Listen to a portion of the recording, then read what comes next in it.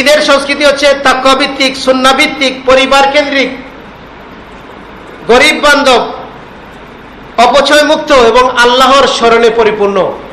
ওইভাবে আমাদের ঈদটাকে আমরা উদযাপন করতে হবে।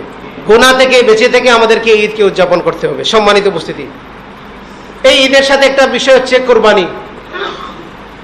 আল্লাহ সুবহানাহু ওয়া তাআলা কোরআনুল কারীমের মধ্যে বলছেন যে ফাসাল্লি লিরাব্বিকা ওয়ানহার, তোমার রবের জন্য সালাত এবং কুরবানি করো। আল্লাহ সুবহানাহু ওয়া তাআলা অন্যত্র বলছেন যে ইন্না সালাতি ওয়া নুসুকি ওয়া মাহইয়া ওয়া মামাতি লিল্লাহি রাব্বিল আলামিন, নিশ্চয়ই তোমার সালাত এবং নুসুক, কুরবানি, জীবন এবং মৃত্যু আল্লাহর জন্য। কুরবানিটা হতে হবে আল্লাহর জন্য।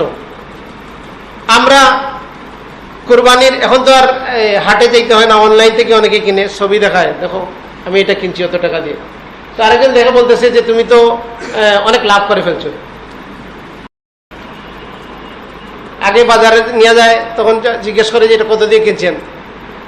মানে একটা হাট থেকে একটা গরু নিয়ে যাইবেন, একটা ছাগল নিয়ে যাবেন, যে কতবার যে আপনাকে এই প্রশ্নের জবাব দিতে হবে যে কত দিয়ে কিনছেন এটা। তো যারা প্রশ্নের জবাব জানবে, জানার পরে তাদের একটা মন্তব্য হবে যে উনি লাভবান হয়েছে অথবা লাভ করতে পারে নাই। কিন্তু যদি আল্লাহ সুবহানাহু ওয়া তাআলা এটা কবুল না করে, আল্লাহ সুবহানাহু ওয়া তাআলার কাছে যদি এটা অ্যাকসেপ্টেড না হয়, গ্রহণযোগ্য না হয়, তাহলে সে পুরাটাই কি লস, পুরাটাই ক্ষতিগ্রস্ত। তা আমরা ওই বিষয়টাকে খেয়াল করব যেন আল্লাহ সুবহানাহু ওয়া তাআলার উদ্দেশ্যে কোরবানিটা হয়, আল্লাহর জন্য যেন কোরবানি হয়।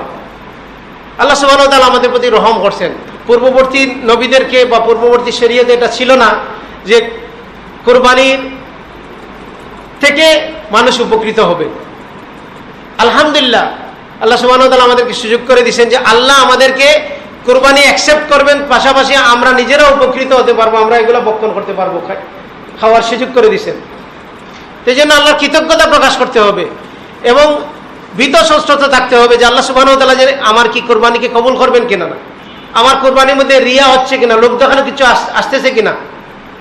আল্লাহ সুবহানাহু ওয়া তাআলা আমাদেরকে রিয়া মুক্তভাবে কোরবানি করার তৌফিক দান করুন।